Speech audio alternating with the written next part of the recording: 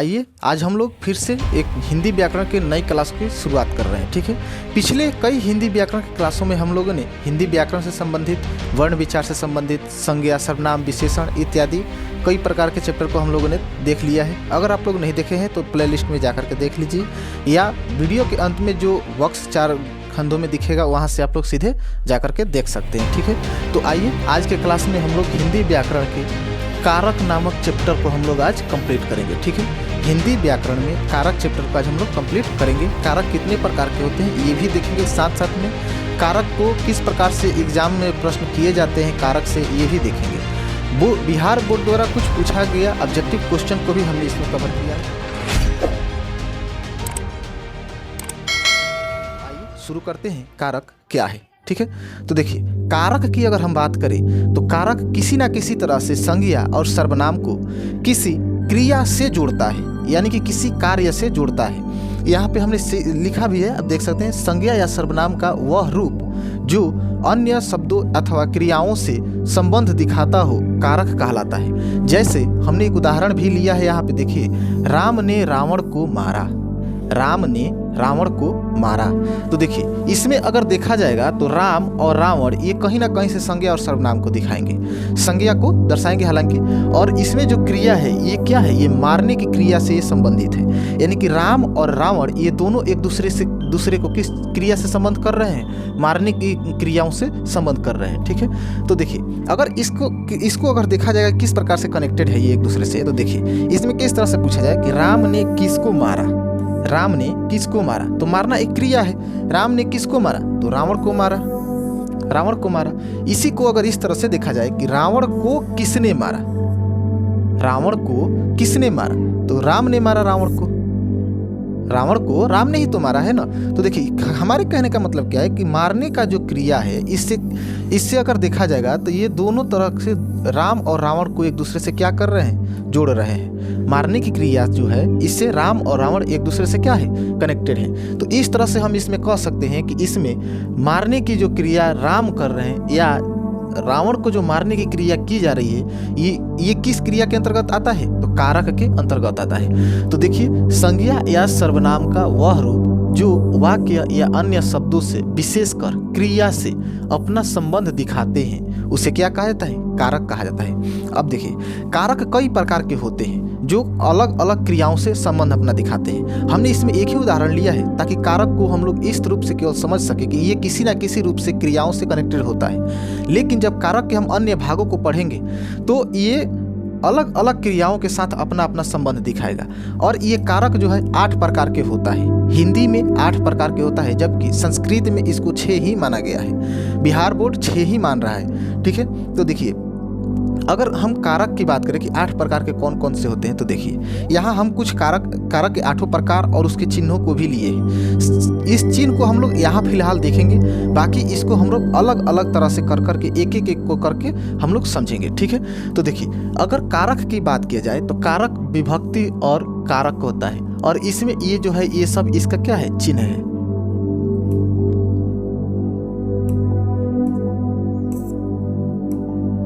देखिए ये है इन सब कारक का विभक्ति चिन्ह, और ये है कारक का 8 रूप, और ये है कारक का चिन्ह है। तो चलिए देखते हैं कारक कितने होते हैं, कौन कौन से होते हैं, इनका विभक्ति चिन्ह क्या होता है। तो देखिए कारक के प्रथम में आता है कर्ता कारक, कारक के प्रथम में आता है कौन, कर्ता कारक।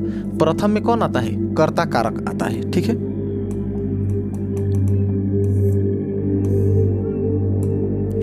कारक के प्रथम में कौन आता है, तो कर्ता कारक आता है, और इसका चिन्ह ने से होता है। यानी कि जो व्यक्ति काम करता है उसमें ने लगा रहता है, और इस चिन्ह के अनुसार जो है हम लोग पहचान लेते हैं कि इसमें कर्ता कौन है, कर्म कौन है, करण कौन है। अलग अलग प्रकार के कारक भी उसमें यूज होते हैं, तो चिन्ह से हम लोग पहचानते हैं कि इसमें कर्ता कौन है। जैसे अगर यहाँ पे देखा जाए तो यहाँ देखिए राम ने रावण को मारा, राम ने रावण को मारा।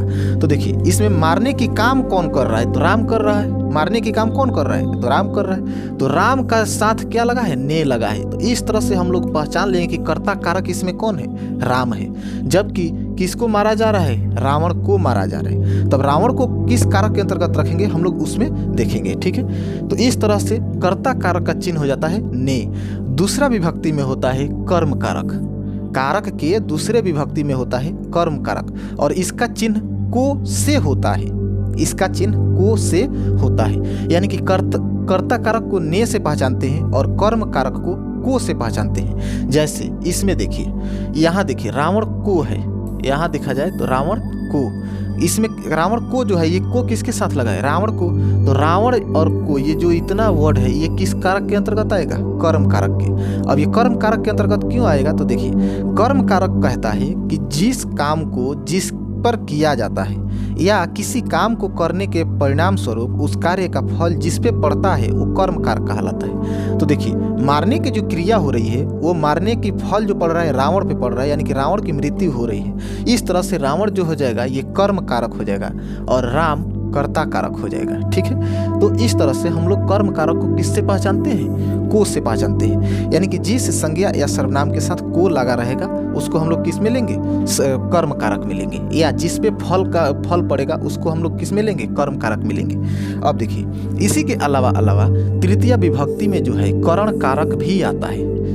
कारक के तृतीय विभक्ति में करण कारक आता है जिसका चिन्ह से द्वारा होता है, जिसका चिन्ह से द्वारा होता है। इस तरह से हम लोग इसको पहचान सकते हैं। और करण कारक में हमेशा एक दूसरे से संबंध को दिखाया जाता है, यानी कि एक दूसरे की मदद के द्वारा इस कारक को पूर्ण किया जाता है। अब देखिए चौथा विभक्ति जो होती है ये संप्रदान कारक होती है। कारक के चौथे विभक्ति को संप्रदान कारक कहा जाता है और इसका चिन्ह के को लिए होता है और इस कारक में अक्सर एक दूसरे के लिए कुछ ना कुछ किया जाता है या किसी को कुछ दिया जाता है। वैसे कारक में किसका यूज किया जाता है? चतुर्थी कारक यानी कि संप्रदान कारक का यूज किया जाता है। इन सबको हम लोग बारी बारी से अभी देखेंगे। फिलहाल इन सबको हम लोग देख लेते हैं कौन कौन से कारक होते हैं, उसका चिन्ह क्या होता है। अब देखिए अगला पंचमी में होता है आपादान कारक। कारक के पंचमी विभक्ति में होता है आपादान कारक और इसका चिन्ह होता है से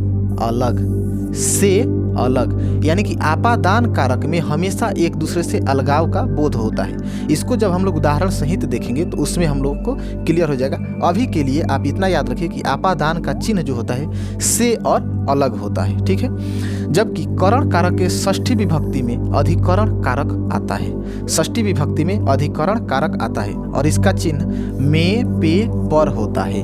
अधिकरण कारक का चिन्ह में पे पर होता है। तो इस तरह से ये अधिकरण कारक हमेशा एक दूसरे के आधार को दर्शाता है। जहाँ आधार की बात होती है वहाँ अधिकरण कारक लगता है। अब देखिए सप्तमी विभक्ति में आता है संबंध कारक। सप्तमी विभक्ति में आता है संबंध कारक, यानी कि वैसा कारक जो संज्ञा या सर्वनाम को एक दूसरे से संबंध को दर्शाता है उसे सप्तमी विभक्ति लगता है और उस कारक को संबंध कारक कहा जाता है। जबकि इनके चिन्ह की बात किया जाए तो का, की, के होता है। इनके चिन्ह की बात किया जाए तो का, की, के होता है। इसके अलावा कारक के अष्ट विभक्ति जो होती है संबोधन कारक होती है। कारक की अष्ट विभक्ति जो होती है संबोधन कारक होती है और इसका चिन्ह हे, ओ, अरे, जी, यानी कि संबोधन कहने का क्या मतलब है? संबोधन कहने का मतलब है कि इस कारक के अनुसार किसी ना किसी को पुकारने या सहायता के लिए यूज किया जाता है। तो इस तरह से संबोधन कारक में होता है हे, ओ, अरे, जी। ये सब इनका चिन्ह है। आप लोग इनको याद रखिएगा, ध्यान में रखिएगा। केवल अगर इतना ही आपका याद हो जाए तो आपकी एग्जाम जो भी हो उसमें आप निकल सकते हैं, इससे उसको आप क्रैक कर सकते हैं, ठीक है। तो देखिए ये चिन्ह हुआ, ये कारक हुआ, इसको आप लोग अच्छे से ध्यान में रखिएगा, याद रखिएगा। बाकी आइए इन सबको हम लोग अलग अलग से करके देखते हैं कि कर्ता कारक क्या होता है, कर्म कारक क्या होता है, ठीक है। तो देखिए कर्ता कारक की अगर बात किया जाए, कर्ता कारक की अगर बात किया जाए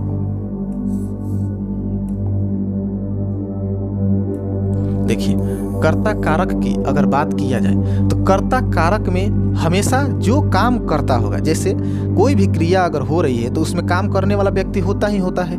तो जो काम करता है उसको क्या कहा जाता है? कर्ता कारक कहा जाता है। यानी कि काम को करने वाले व्यक्ति को कर्ता कारक कहा जाता है और इसका चिन्ह ने से होता है। इसका चिन्ह ने से होता है। जैसे यहाँ उदाहरण में देख सकते हैं आप लोग, मोहन ने खाया।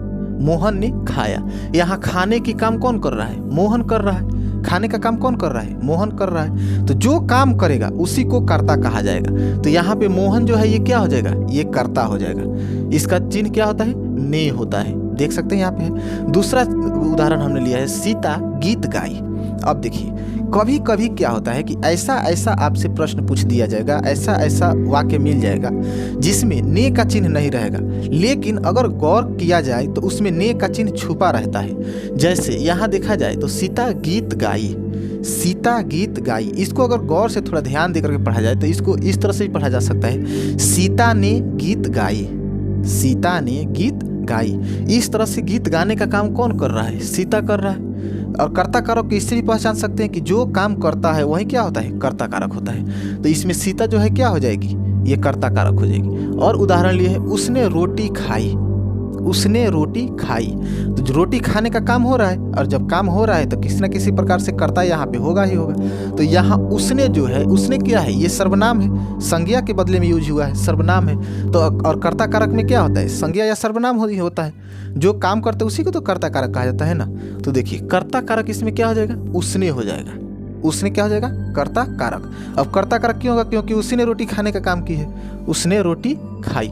देखिए, कर्ता कारक में हमेशा ध्यान में रखिएगा, इसमें ने का चिन्ह कहीं कहीं लोप भी रहता है और कहीं कहीं दे भी देता है। और इस कर्ता कारक का चिन्ह हमेशा ध्यान में रखिएगा क्या होता है? ने होता है। तो आइए देखते हैं हम लोग कर्म कारक क्या है। ये कर्ता कारक था, कर्म कारक क्या है? तो देखिए, कर्म कारक की अगर बात किया जाए तो कर्म कारक कहता है कि क्रिया को करने के फलस्वरूप, क्रिया को करने के फलस्वरूप की गई क्रिया का परिणाम जो होता है वो जिस पे पड़ता है उसको क्या कहता है? कर्म कारक कहा जाता है। यानी कि कहने का मतलब है कि जो काम किया जाता है और उसका फल अगर किसी पे पड़ रहा है तो जिस पे पड़ेगा उसको क्या कहा जाएगा? कर्म कारक कहा जाएगा। जैसे देखिए, सोहन आम खाता है, सोहन आम खाता है।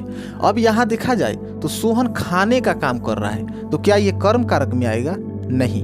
क्यों? क्योंकि ये खुद काम कर रहा है, तो जो काम करता है उसको तो कर्ता कारक में लेते हैं। लेकिन यहाँ अगर देखा जाए तो आम को खाया जा रहा है, आम को खाया जा रहा है, और खाने का काम कौन कर रहा है? सोहन कर रहा है। तो देखिए, सोहन क्या हो जाएगा? सोहन यहाँ पे कर्ता हो जाएगा। सोहन क्या हो जाएगा? सोहन यहाँ पे कर्ता हो जाएगा। जबकि आम क्या हो जाएगा? ये कर्म कारक में आएगा। क्यों? क्योंकि अगर इसको पढ़ा जाए तो इसको ऐसे भी कह सकते हैं कि सोहन,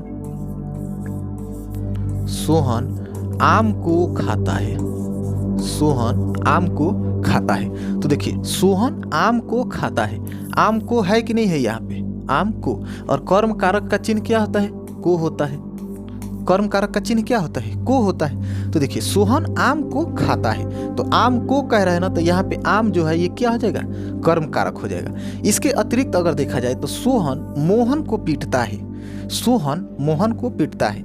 फिर से अगर देखा जाए तो सोहन यहाँ पीटने का काम कर रहा है, इस तरह से सोहन क्या हो जाएगा? कर्ता कारक हो जाएगा। जबकि मोहन को पीटता है, और किसको पीटा जाता है? मोहन को। तो पीटने का फल जो है मोहन पे पड़ता है, मोहन को पीटा जा रहा है ना। तो यहाँ पे मोहन जो है, मोहन क्या हो जाएगा? मोहन हो जाएगा कर्म कारक आपका। ठीक है। अब देखिए, इसमें क्या है? राम ने रावण को मारा, राम ने रावण को मारा। तो देखिए, राम ने रावण को मारा, तो राम ने मारा, किसने मारा? राम ने मारा। तो राम क्या हो जाएंगे? कर्ता हो जाएगा। जबकि रावण को मारा, किसको मारा? रावण को मारा। तो देखिए, रावण को जब मारा जा रहा है तो रावण कौन सा कारक में आएगा? कर्म कारक में आएगा। क्यों? क्योंकि अगर देखा जाए तो रावण पे इस पूरे घटना जो भी क्रिया है रावण पे घट रही है, यानी कि रावण को मारा जा रहा है ना। तो जब इसका फल रावण पे पड़ रहा है तो रावण इसका क्या हो जाएगा? कर्म कारक हो जाएगा। अगला देखिए, शिक्षक छात्र को पढ़ाते हैं, शिक्षक छात्र को पढ़ाते हैं, यानी कि पढ़ाने का काम कौन कर रहा है? शिक्षक कर रहा है। तो शिक्षक क्या हो जाएगा? कर्ता कारक हो जाएगा। जबकि किसको पढ़ाया जा रहा है? छात्र को पढ़ाया जा रहा है। तो यहाँ छात्र क्या हो जाएंगे? कर्म कारक हो जाएंगे। फिर से समझते हैं, कर्म कारक किसको कहता है? तो क्रिया को करने के दौरान कर्म का प्रभाव, यानी कि क्रिया का प्रभाव जिस पे पड़ता है उसको क्या कहता है? कर्म कारक कहा जाता है। जैसे यहाँ देखिए, आम को खाने के काम हो रहा है, तो आम क्या हो जाएगा? कर्म कारक हो जाएगा। मोहन को पीटा जा रहा है, तो इसमें कर्म कारक कौन हो जाएगा? मोहन। कर्म कारक कौन हो जाएगा? मोहन। रावण को मारा जा रहा है, तो इसमें कर्म कारक कौन हो जाएगा? रावण। कर्म कारक कौन हो जाएगा? रावण। छात्र को पढ़ाया जा रहा है, तो कर्म कारक कौन हो जाएगा? छात्र। कर्म कारक कौन हो जाएगा? छात्र, क्योंकि पढ़ाने की काम तो छात्र की हो रही है। तो इस तरह से आप पहचान सकते हैं। देखिए, आप लोग हमेशा ऑब्जेक्टिव किए रहते हैं। आप खुद बताइए, हम ये जो उदाहरण लिए हैं इससे अलग तो नहीं ना पूछ देगा? बताइए, इससे अलग तो नहीं ना पूछ देगा? ऑब्जेक्टिव के रूप में आप लोग इसको भी तो ले सकते हैं। आप ऑब्जेक्टिव इससे भी समझ सकते हैं। उदाहरण जो भी पूछेगा ये तो इसी सब से ही पूछेगा ना। कर्म कारक कौन है, कर्ता कारक कौन है, प्रश्न दे देगा, या चिन्ह पूछेगा आपसे, चिन्ह ही दे देगा कि सोहन मोहन को पीटता है, इसमें को कौन सा कारक है? तो को कौन सा कारक का चिन्ह होता है? कर्म कारक का होता है। तो इसमें आप देख सकते हैं। और देखिए, का के की जो होता है इधर उधर से भी सम्मिलित होता है। जैसे अगर उधर देखा जाए तो संबंध में भी का के की होता है, अधिकरण में पे पर होता है, इस तरह से। लेकिन जब भी कर्म कारक देगा तो आप हमेशा उसमें ध्यान रखिएगा, जो कार्य किया जाता है उसका फल किसी न किसी रूप से किसी दूसरे पे पड़ता है। जैसे अगर इसमें कहा जाता है इसमें कर्म कारक है, इसमें संबंध नहीं है, इसमें संबंध नहीं है। संबंध में का के की होता है लेकिन इसमें संबंध नहीं है। क्यों? क्योंकि सोहन मोहन को पीटने का काम कर रहा है और ये घटना किस पे घट रहा है? मोहन पे। तो यहाँ पे क्या होगा? कर्म कारक होगा। यहाँ पे क्या होगा?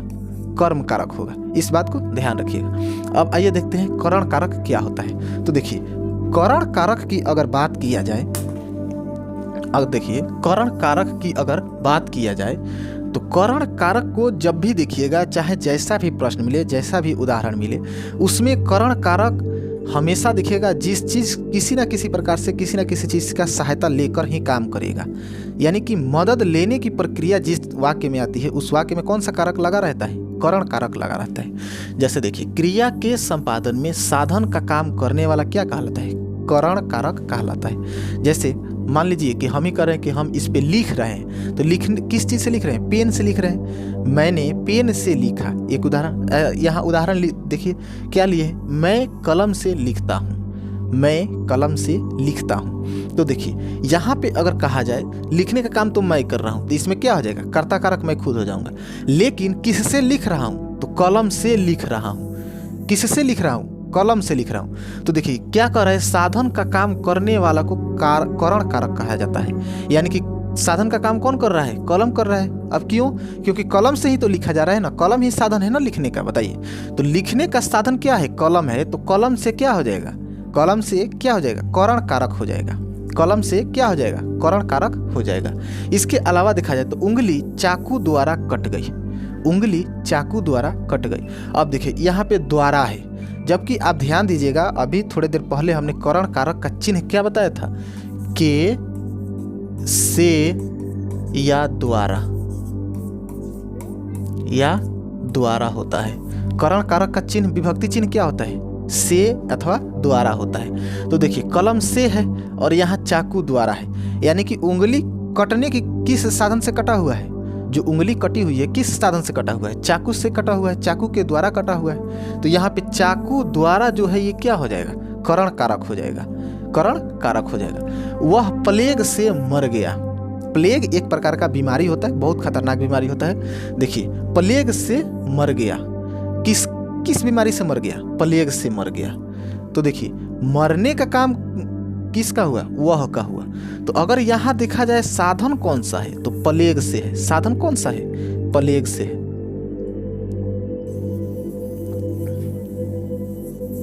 यहाँ देखा जाए तो साधन कौन सा है?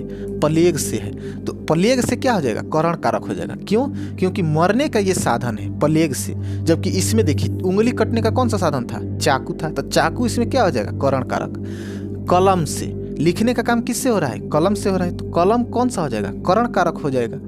तो करण कारक को हमेशा ध्यान में रखिएगा कि क्रिया के संपादन में हमेशा किसी न किसी चीज का मदद लिया जाएगा। और देखिए इसमें कभी कभी अजीब अजीब सा भी प्रश्न पूछ देता है, जैसे वह सांप से डरता है, वह बाघ से डरता है। तो इस बात को भी ध्यान रखिएगा, करण कारक में हमेशा एक दूसरे का संबंध ही दिखाएगा, जरूरी नहीं है कि क्रिया का संपादन पूरा हो। जैसे अगर मान लीजिए कि हम अगर यहाँ पे कहें कि वह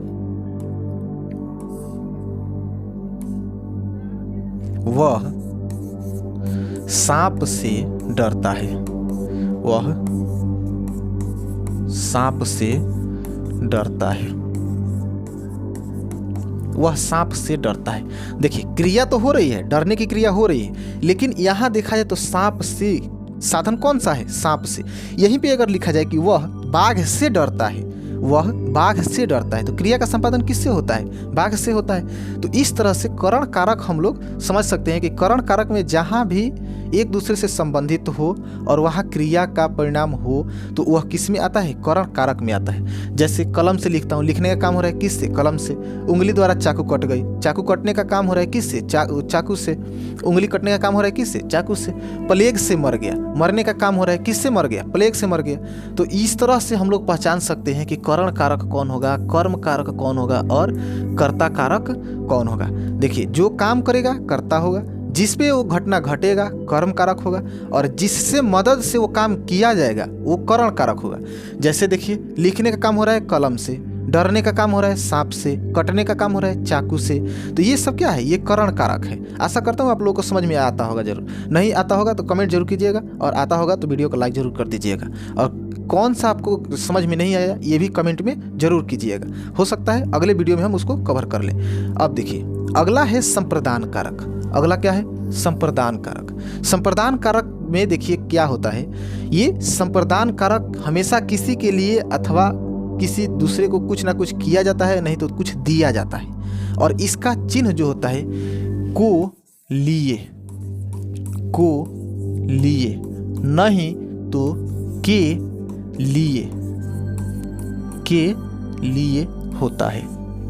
संप्रदान कारक में क्या होता है? हमेशा यह किसी के लिए नहीं तो किसी को कुछ दिया जाता है, नहीं तो कुछ किया जाता है। इस तरह से हम लोग इसमें कह सकते हैं कि जिसके लिए कुछ किया जाए, जिसके लिए कोई क्रिया की जाए, वैसे वैसे उदाहरण या वाक्यों में कौन सा कारक लगा रहता है? संप्रदान कारक लगा रहता है। यानी कि जिसके लिए कुछ किया जाए या किसी को कुछ दिया जाए तो वैसे उदाहरण वैसे वाक्यों में कौन सा कारक लगा रहता है? संप्रदान कारक लगा रहता है। और इसका चिन्ह क्या होता है? को लिए नहीं तो के लिए होता है। कभी कभी ये भी नहीं देता है, ये भी लोप ही रह जाता है। जैसे अगर देखा जाए यहाँ पे तो राम ने श्याम को पुस्तक दी, राम ने श्याम को पुस्तक दी। तो देखिए इसमें देने का काम हो रहा है कि नहीं हो रहा है? अगर इसी को कहा जाए और इसमें को है, के लिए नहीं है, को है, तो अगर इसी को अगर गौर करके पढ़ा जाए तो क्या होगा? राम ने श्याम के लिए पुस्तक दी। किसके लिए दी? श्याम के लिए, या श्याम को पुस्तक दी। तो इसमें जो है श्याम को पुस्तक दी, तो ये क्या हो जाएगा?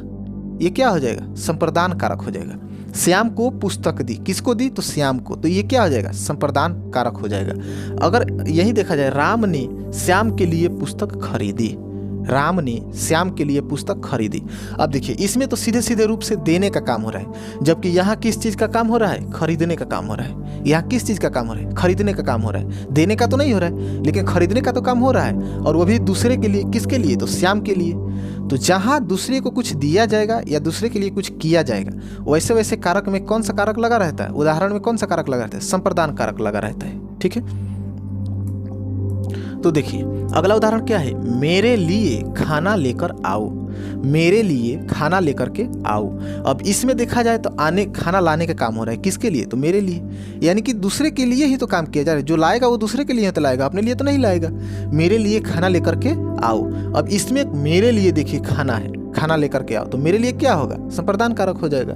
माँ अपने बच्चों के लिए दूध लेकर आई, माँ अपने बच्चों के लिए दूध लेकर के आई। तो देखिए माँ किसके लिए लाई? बच्चों के लिए लाई, वो अपने लिए तो नहीं लाई। तो इस ऐसे उदाहरण में कौन कारक होता है? संप्रदान कारक होता है। इसके अलावा देखिए विकास ने तुषार को गाड़ी दी, विकास ने तुषार को गाड़ी दी। तो देखिए गाड़ी देने का काम हो रहा है, किसको? तो तुषार को, यानी कि दूसरे को ही दिया जा रहा है। तो ऐसे उदाहरण में संप्रदान कारक आता है। मैं हिमालय को जा रहा हूँ, मैं हिमालय को जा रहा हूँ।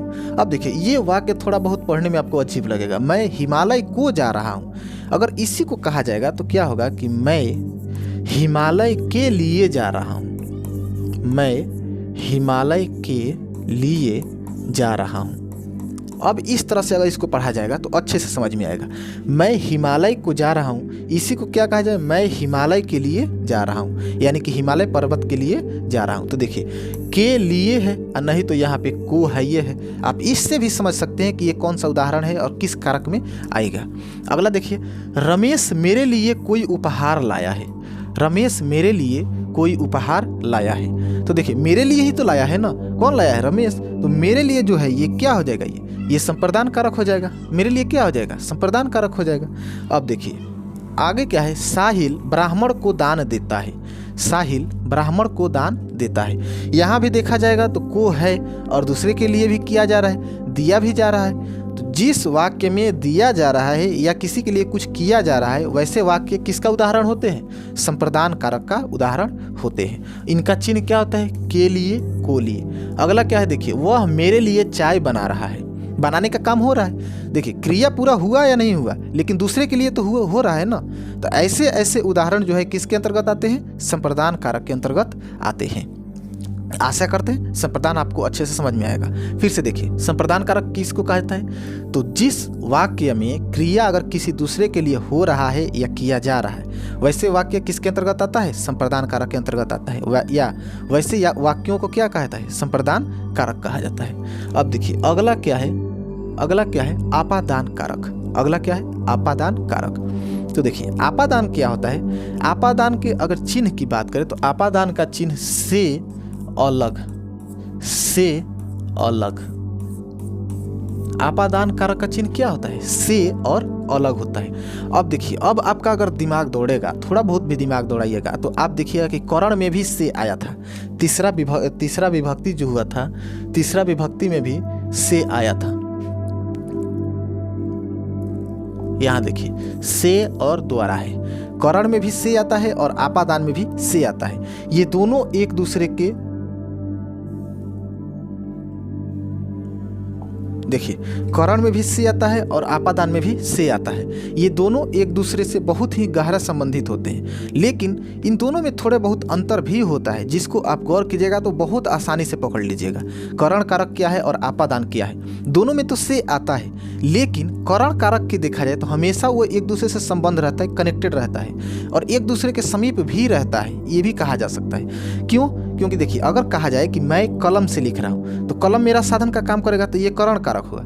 लेकिन आपादान की बात किया जाएगा तो आपादान हमेशा अलगाव का बोध होता है। आपादान में हमेशा एक दूसरे से जुदाई का बोध होता है। जहाँ कोई आदमी, कोई वस्तु किसी आदमी या वस्तु से अलग होने का काम करेगा, वहाँ क्या लगेगा, आपादान कारक लगेगा। और इसका चिन्ह क्या होता है, से अलग होता है। इसका चिन्ह क्या होता है, से अलग होता है। तो देखिए जिस क्रिया के संपादन में कोई वस्तु अलग हो जाए, कोई वस्तु अलग हो जाए, यहाँ पे हमने वस्तु ही लिया है, लेकिन इसमें कोई दिक्कत नहीं। कोई आदमी या कोई वस्तु किसी स्थान या किसी आदमी से अलग होता है तो इसमें कौन सी क्रिया लगती है, आपादान लगती है। जैसे अगर बात किया जाए, देखिए पेड़ से पत्ता गिरता है, पेड़ से पत्ता गिरता है। इस वाक्य की अगर देखा जाए तो इसमें पेड़ से जो पत्ता गिर रहा है, पेड़ से अलग हो रहा है कि नहीं हो रहा है, पेड़ से टूट करके अलग हो जा रहा है। तो देखिए जब पेड़ से पत्ता टूट करके अलग हो रहा है तो ऐसे ऐसे वाक्यों में कौन सा लगता है, कारक, आपादान लगता है। कौन सा कारक लगता है, आपादान लगता है। और देखिए पेड़ से पत्ता टूट करके अलग हो रहा है कि नहीं हो रहा है, पेड़ से अलग हो जा रहा है, तो जहाँ अलग हो जाएंगे वहाँ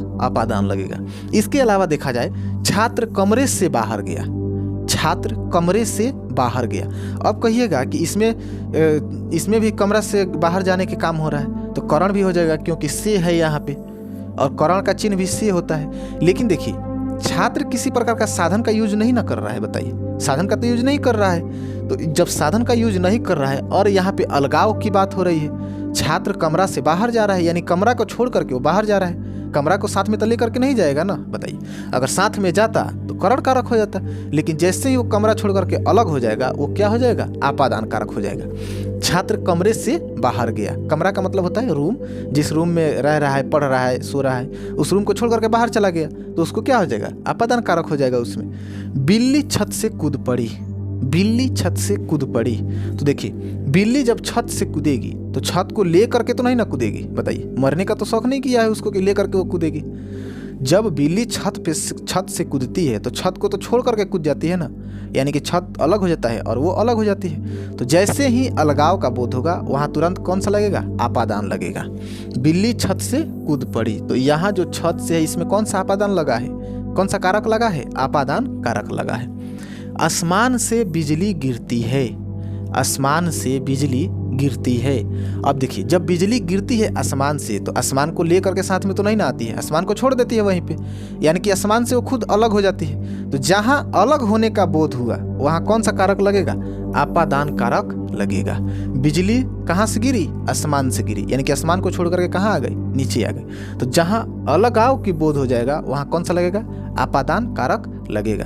फिर से समझिए, करण कारक और आपादान एक दूसरे से संबंधित होते हैं, दोनों में से होता है और डाउट इसी वजह से होता है, ये दोनों में डाउट इसी वजह से होता है। लेकिन अगर गौर से आप पढ़िएगा, अच्छे ध्यान से लगा करके पढ़िएगा, तो करण कारक में संबंध होता है एक दूसरे से, क्रिया को करने के लिए एक दूसरे से संबंधित होता है, जबकि आपादान की क्रिया को करने के लिए हमेशा एक दूसरे से अलग होता है। कहने का मतलब है कि देखिए, मार्कर अगर है, मार्कर से लिख रहा हूँ, कलम से लिख रहा हूँ, तो इसमें आपादान कारक है। लेकिन मैं घर से बाहर जा रहा हूँ, इन घर के तो छोड़ रहा हूँ ना, घर से तो अलग हो रहा हूँ, बताइए। तो जब अलग हो रहा हूँ तो इसमें आपादान कारक लगेगा, कौन लगेगा, आपादान कारक लगेगा।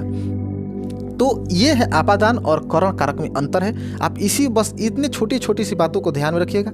आप आपादान और करण कारक से आने वाले हर एक उदाहरण को आप अच्छे से बना लीजिएगा, ठीक है। बस इस बात को ध्यान रखिएगा। देखिए तो अब क्या है, आपादान के बाद क्या होता है, संबंध कारक। आपादान के बाद क्या होता है, संबंध कारक। षष्ठी विभक्ति में आता है संबंध कारक। इसका चिन्ह क्या होता है, का, के, की, का, के, की इत्यादि, ये सब इसका चिन्ह होता है संबंध कारक को पहचानने के लिए।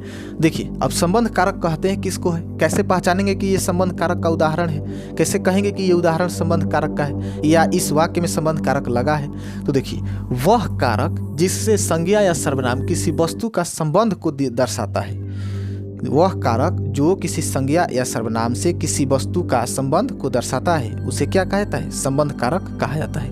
वैसे उदाहरणों में कौन सा कारक लगा रहता है, संबंध कारक लगा रहता है। जैसे अगर बात कहा जाए तो देखिए, मोहन का घोड़ा दौड़ता है, मोहन का घोड़ा दौड़ता है। अब देखिए, मोहन का घोड़ा दौड़ता है, अब इसमें अगर कर्ता की बात किया जाएगा तो कौन होगा, घोड़ा कर्ता होगा। क्यों, क्योंकि घोड़ा काम दौड़ने का कर रहा है, मोहन तो नहीं कर रहा है, तो इस तरह से घोड़ा क्या हो जाएगा, कर्ता हो जाएगा। लेकिन अगर घोड़ा का संबंध देखा जाएगा तो किससे है, मोहन से है। घोड़ा का संबंध किससे है, मोहन से है। तो मोहन का घोड़ा दौड़ता है, तो इस वाक्य में कौन सा कारक है लगा है, संबंध कारक लगा है। यहाँ देखा जाए, उसका घोड़ा दौड़ता है, वही बात हुआ। यहाँ मोहन संज्ञा है और उसका क्या है, सर्वनाम है, उसी के जगह पे यूज किया गया है। तो जब संज्ञा के बदले किसी शब्द को यूज किया जाता है उसको सर्वनाम ही तो कहते हैं ना।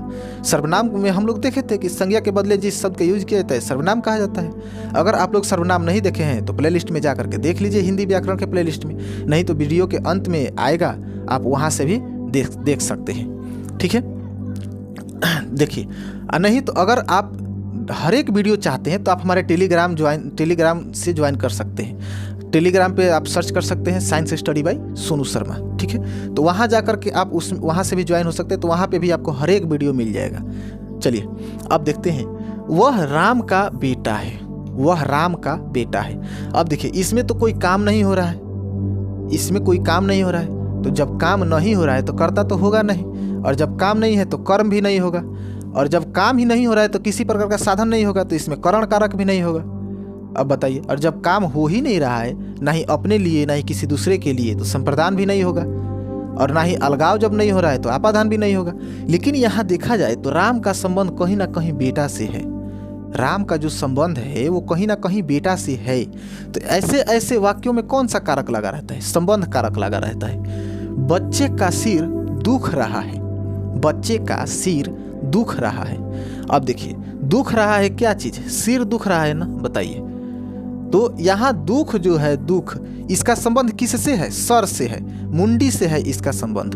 तो ऐसे ऐसे वाक्यों में कौन सा कारक लगा रहता है, संबंध कारक लगा रहता है। यह सुनील की किताब है, यह सुनील की किताब है।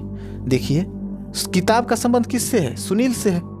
यह सुनील की किताब है, तो किताब का संबंध किससे है, सुनील से है। सुनील को दिया थोड़ी जा रहा है या उससे लिया थोड़ी जा रहा है या अलग थोड़ी हो रहा है कि अलग कारक लगेगा। इसमें अगर देखा जाए तो किताब का संबंध किससे बता रहा है? सुनील से बता रहा है। तो ये जो है ये इसमें कौन सा कारक लगेगा? संबंध कारक लगेगा। अगला देखिए, यह गाड़ी विकास की है। यह गाड़ी विकास की है, तो गाड़ी का संबंध किससे दिखा रहा है? विकास से दिखा रहा है। गाड़ी का संबंध विकास से ही तो दिखा रहा है ना, बताइए। तो जहाँ संबंध दिखाने की बात होगा वहाँ कौन सा कारक लगेगा? संबंध कारक लगेगा। और इसका चिन्ह का, के, की ही होता है। आप देखिए इसमें गौर करके, तो इसमें हर एक वाक्य में का, के, की लगा ही होगा।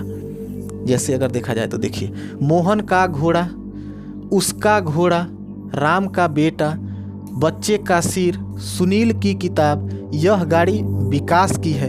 तो देखिए ये सब किस प्रकार के कारक हैं? संबंध कारक को दर्शाते हैं और ये कहीं ना कहीं संज्ञा या सर्वनाम को दर्शाते हैं। तो ऐसे ऐसे वाक्यों में कौन सा कारक लगा रहता है? संबंध कारक लगा रहता है। अब देखिए संबंध जो है इसके बाद क्या होता है? अधिकरण कारक होता है। अधिकरण कारक क्या कहता है कि देखिए, अधिकरण कारक हमेशा किसी न किसी वस्तु का, किसी कार्य का, किसी आदमी का वो आधार को दर्शाता है। जहाँ आधार की बात होगी वहाँ क्या होगी? संबंध कारक होगी। वहाँ क्या होगी? संबंध कारक होगी। जैसे देखिए, और इसका चिन्ह क्या होता है? में, पे, पर। इसका चिन्ह क्या होता है? में, पे, पर होता है। अधिकरण कारक का चिन्ह क्या होता है? में, पे, पर होता है। देखिए अब इसको क्या कहेंगे? तो जिस क्रिया का आधार का ज्ञान प्राप्त हो, जिस क्रिया के आधार का ज्ञान का प्राप्त हो, उस वाक्य में कौन सा कारक लगा रहता है? अधिकरण कारक लगा रहता है। जैसे देखिए, शिक्षक वर्ग में पढ़ा रहे हैं। शिक्षक वर्ग में पढ़ा रहे हैं। शिक्षक किस में पढ़ा रहे हैं? वर्ग में पढ़ा रहे हैं। अब देखिए इसमें कई तरह से भी प्रश्न पूछ सकता है। अगर आपको कह दिया ये कि वर्ग में, इस वाक्य में वर्ग में कौन सा कारक लगा है, तो वर्ग में केवल पूछेगा तो ये अधिकरण कारक लगा रहेगा। वर्ग में कौन सा कारक लगा रहेगा? अधिकरण कारक लगा रहेगा। जबकि शिक्षक अगर पूछ दिया कि शिक्षक में कौन सा कारक लगा है, तो देखिए शिक्षक पढ़ाने का काम कर रहे हैं ना, बताइए। जब काम कर रहे हैं तो कर्ता होंगे, और ये कौन सा कारक है? कर्ता कारक में हो जाएंगे शिक्षक। जबकि वर्ग में अगर कह दिया कि वर्ग में कौन सा कारक है, तो वर्ग में कौन सा कारक है आपका? अधिकरण कारक हो जाएगा। वर्ग में कौन सा कारक हो जाएगा? अधिकरण कारक हो जाएगा। अगला देखिए, महेश छत पर बैठा है।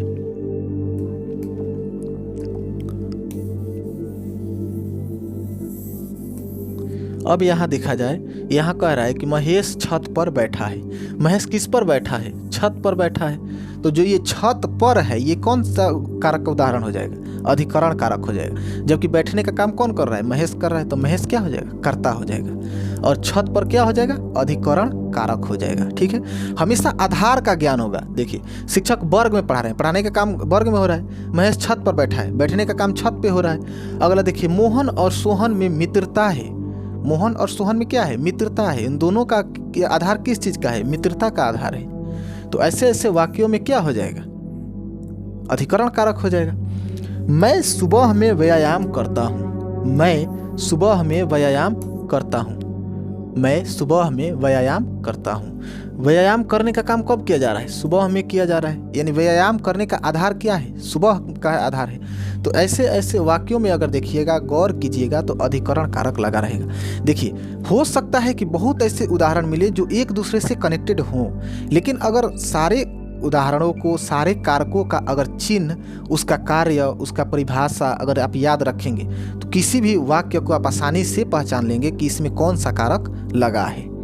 तो ये है सब अधिकरण कारक का उदाहरण। और इसका चिन्ह क्या होता है? में, पे, पर हो जाता है। आप इसको ध्यान में रखिएगा। चलिए अगला देख लेते हैं। अगला क्या है? संबोधन कारक।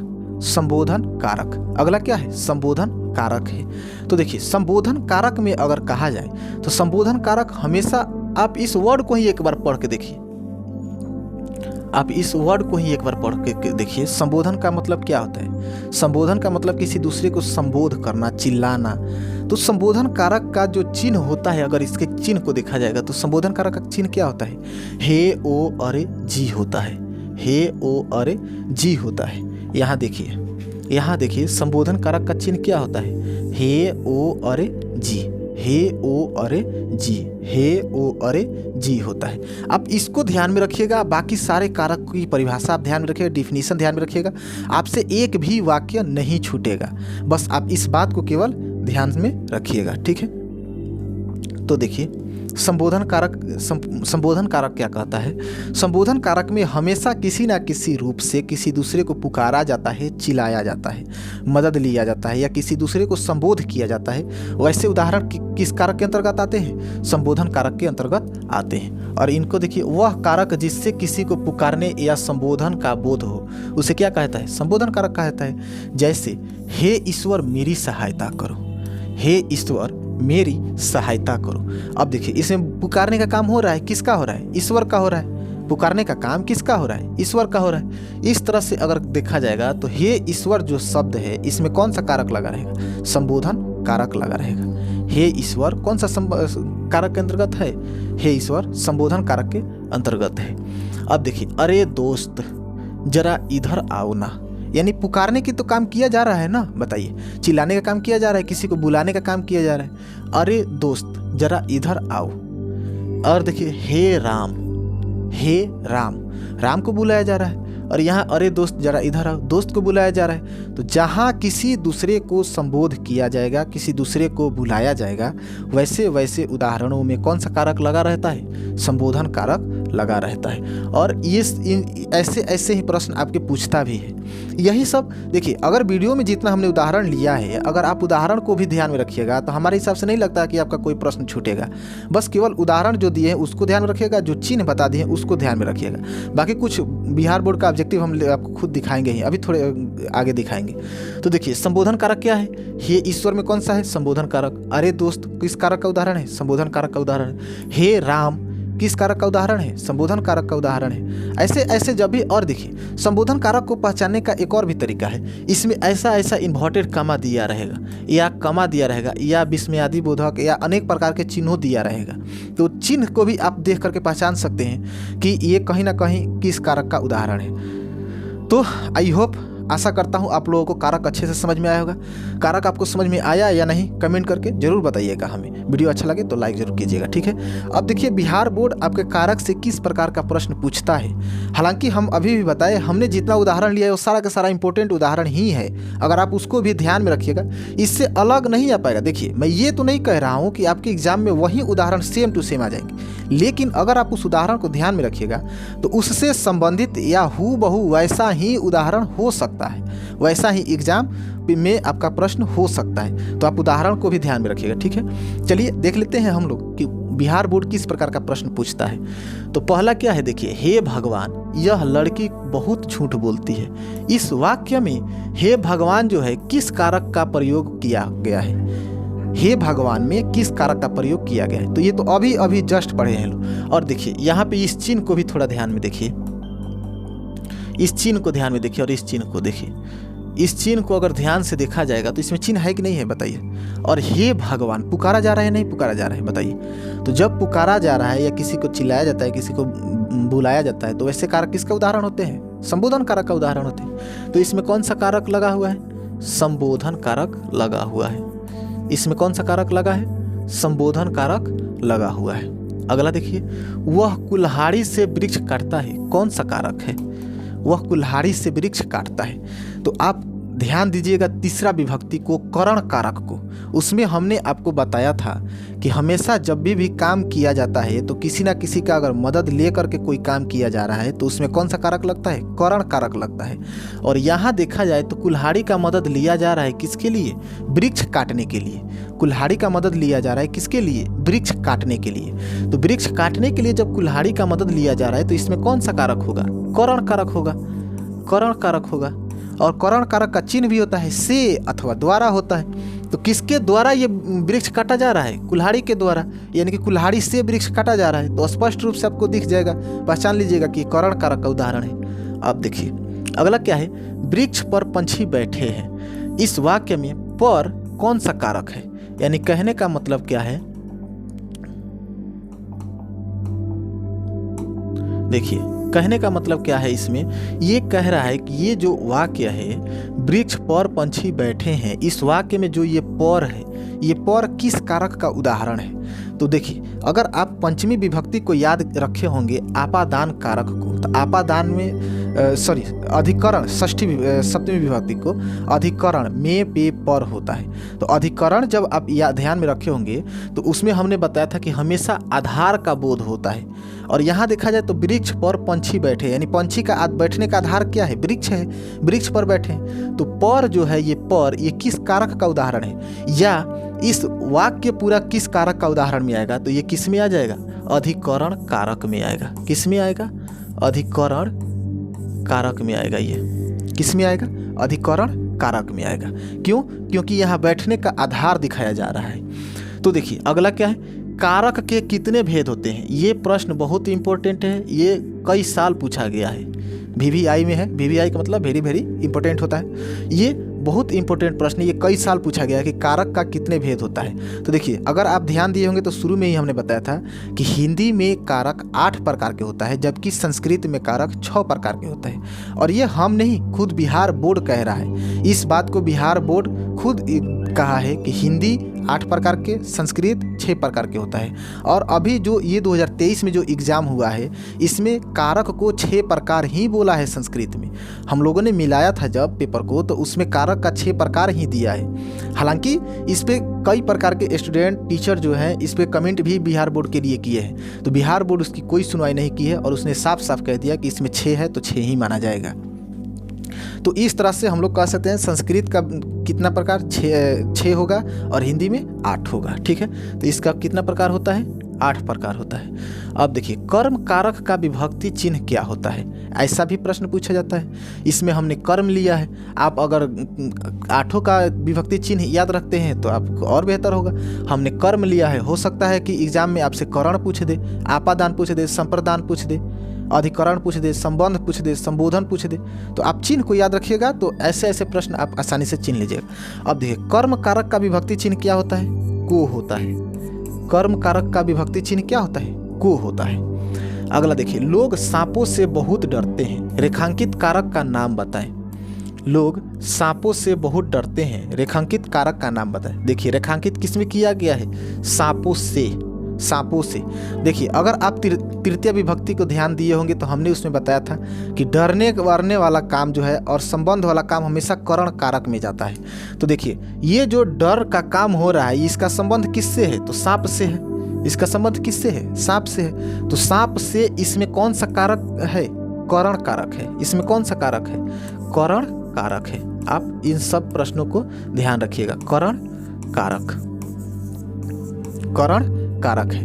देखिए, ऐसा ही प्रश्न आपके एग्जाम में आता है। ठीक है, ऐसा ही प्रश्न जो है आपके एग्जाम में आता है। बस आप इन प्रश्नों को, जो विभक्ति चिन्ह हमने बताया, उसको जो उदाहरण लिए, उसको अगर ध्यान में रखेंगे तो हमें नहीं लगता है कि आपके एग्जाम का कोई भी ऐसा प्रश्न होगा जो आपसे छूटेगा। आशा करता हूँ आपको कारक बहुत अच्छे से समझ में आएगा। वीडियो अगर अच्छा लगे तो लाइक, कमेंट, शेयर जरूर कीजिएगा।